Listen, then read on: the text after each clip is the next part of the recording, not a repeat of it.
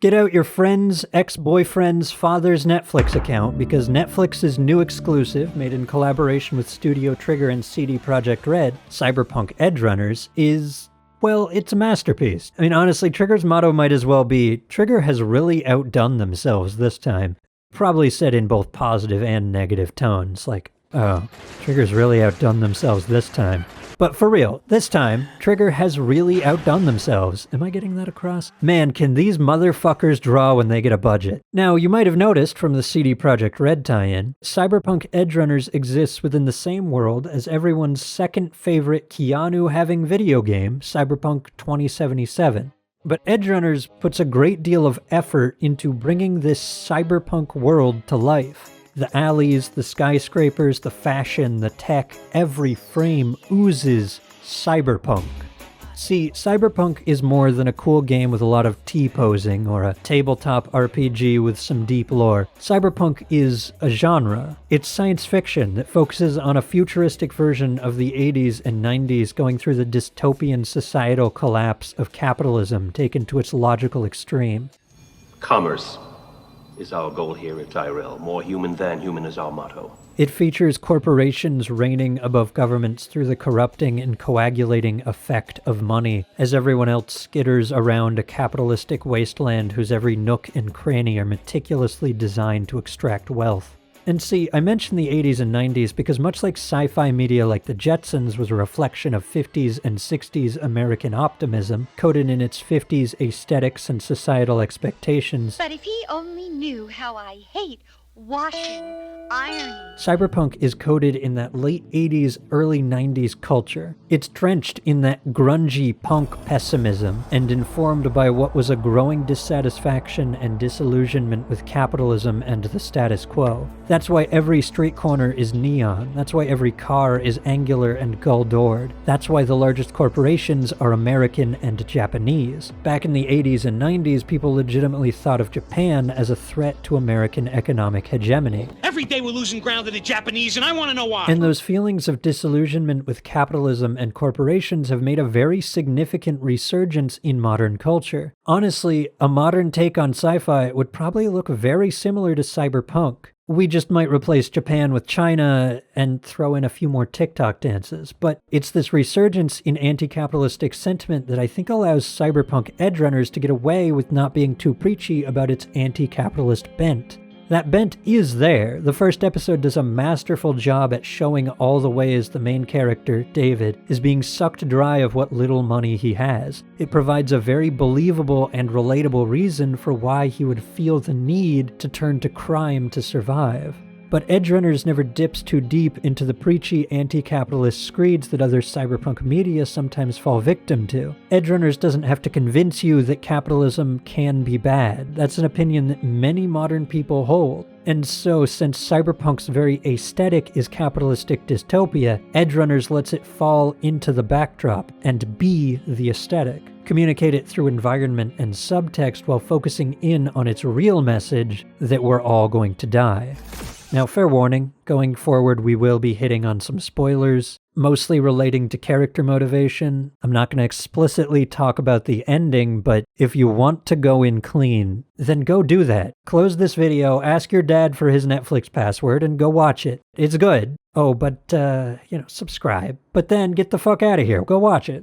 Alright. So Edgerunners is a wall-to-wall gore fest. In a very literal sense, the walls are turned into Jackson Pollock paintings with the brains of good and bad guys alike. Characters are shot, beheaded, disemboweled. I'm realizing I probably can't show much of this, but it is graphic, and at first glance, some might find it gratuitous. But death, the horrors of it, the fear of it, the constant presence of it, seem very intentional. While the more in-your-face elements of death are constantly there to remind you of its existence, Edgerunners broaches death on many other, more subtle levels. The two main characters, David and his love interest Lucy, are both intrinsically motivated by death. The death of David's mother is the catalyst for him joining the Edgerunners. Lucy struggles to build attachments because of a fear of abandonment that stems from watching all of her childhood friends get murdered. And then there's cyberpsychosis. Cyberpsychosis is a disease that affects people with too many cybernetic modifications. As you modify yourself, you risk losing your mind and becoming irrationally violent to the point where you have to be killed. Edgerunners opens with a man suffering from cyberpsychosis fighting a bunch of police until they finally kill him. Cyberpsychosis hangs like an Occam's razor over the cast the entire show. David's mentor, Maine, succumbs to it halfway through, and while David fights against it, cyberpsychosis looms over him throughout. Do you see it?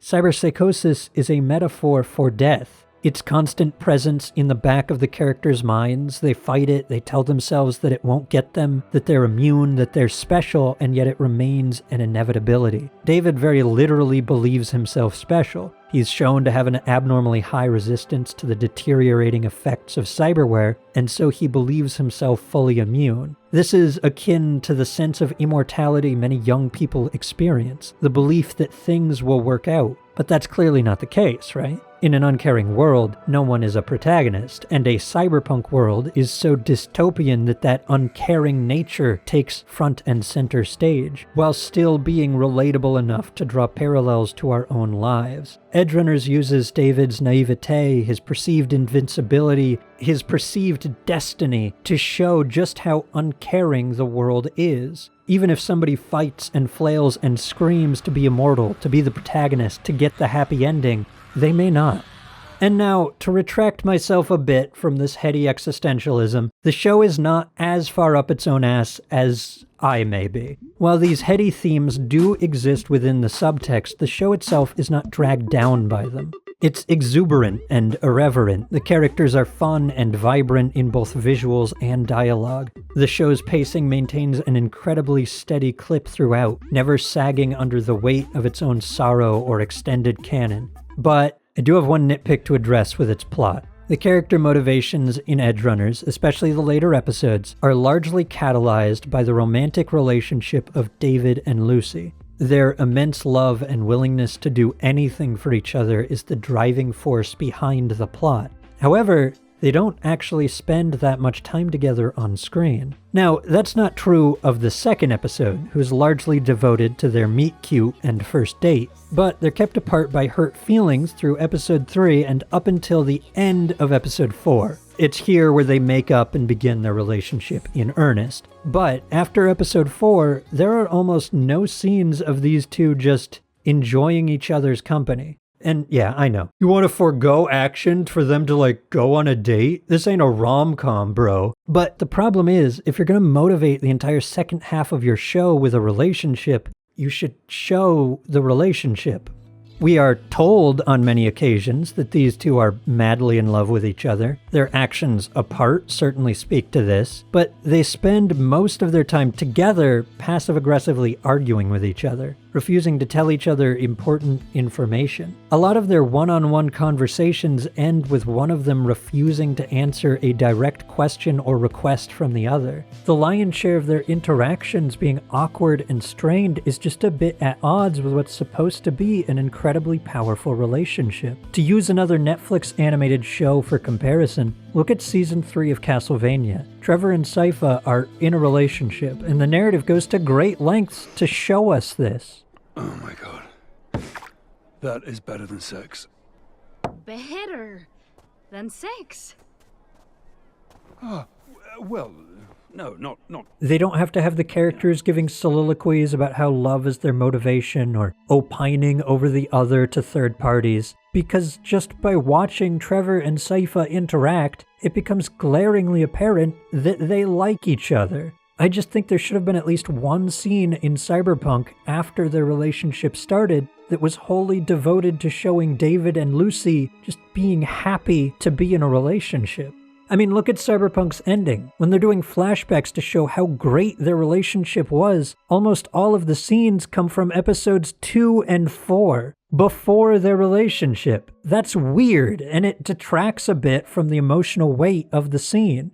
Granted, Cyberpunk has a masterful pace to it. It is very literally never boring, which is more than I can say for Castlevania. Looking at you, Season 2. It is very possible that these scenes exist somewhere on Cyberpunk's cutting room floor, that they just didn't meet Trigger's standards for pacing and content, that slight loss in emotional weight was worth trimming the fat. Honestly, every other part of this show is so well done, I'm kind of willing to give them the benefit of the doubt on that. Like, I do think it's worth bringing up that the romantic scenes the narrative relies on for fuel were a bit sparse, but hey, what's that old saying? Leave them wanting more?